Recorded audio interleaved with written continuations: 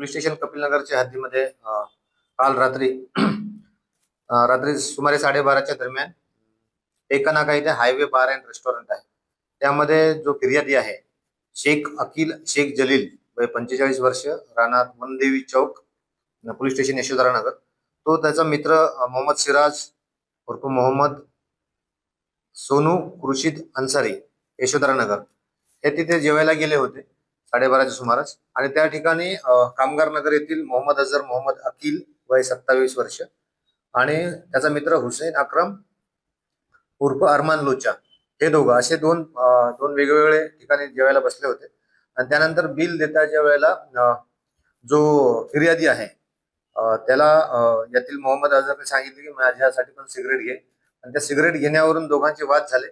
दोघांचे वादाचे रूपांतर मोठ्या वादामध्ये रूपांतर झाले आणि एकमेकांसोबत हाताबुक्याने सुरू झाल्यानंतर जे कामगार नगर मधले जे आरोपी होते मोहम्मद अझर यांनी त्याचे मित्रांना तिथे बोलवलं आणि त्याचे 6 मित्र, 3 मोटरसायकलवरचे 6 मित्र तिथे आले आणि या दोघांना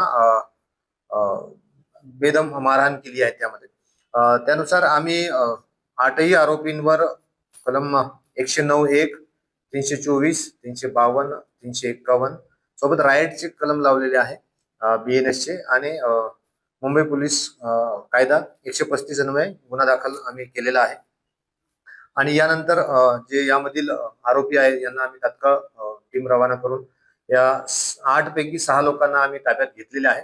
त्यामध्ये महत्वाचे जे सुरुवातीचे आरोपी मोहम्मद अझर मोहम्मद अकील, नंतर हुसेन अक्रम कुरेशी उर्फ अरमान लोचा, तिसरा आहे प्रिन्स उपाध्याय, चौथा आहे अश्विन चौधरी, 5वा आहे इरफान रमजान खान आणि 6वा आहे फरहान उर्फ फर्रा गुलाम. हे सर्व कामगार नगर येथील रहिवासी आहेत. आणखीन 2 फरार आहेत, त्यांचा पण आम्ही शोध घेत आहोत.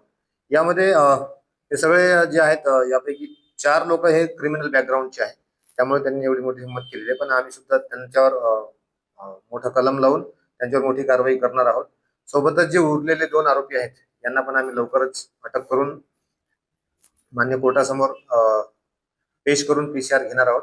आणि यामधील जे चाकू, रॉड्स किंवा इतर साहित्य जे गुन्ह्यामध्ये वापरलेले आहे सर्व आम्ही लवकर जप्त करणार असून याचा तपास सुरू केला आहे.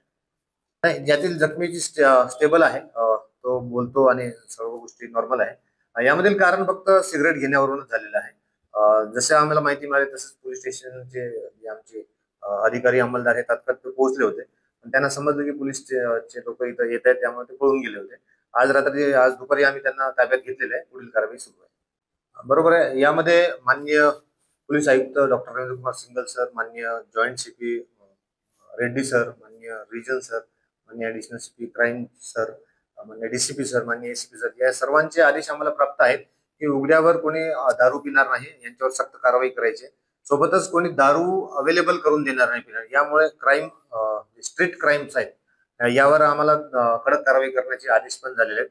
आम्ही त्यामध्ये एक मोहीम आम्ही राबवित आहोत. यानुसार आम्ही कारवाई पण करीत आहोत. पोलीस स्टेशन कपिलनगरच्या वतीने कालच्या तारखेमध्ये पण एकूण 10 कारवाई आम्ही केलेल्या आहेत आणि ही कारवाई सुरू राहणार आहे.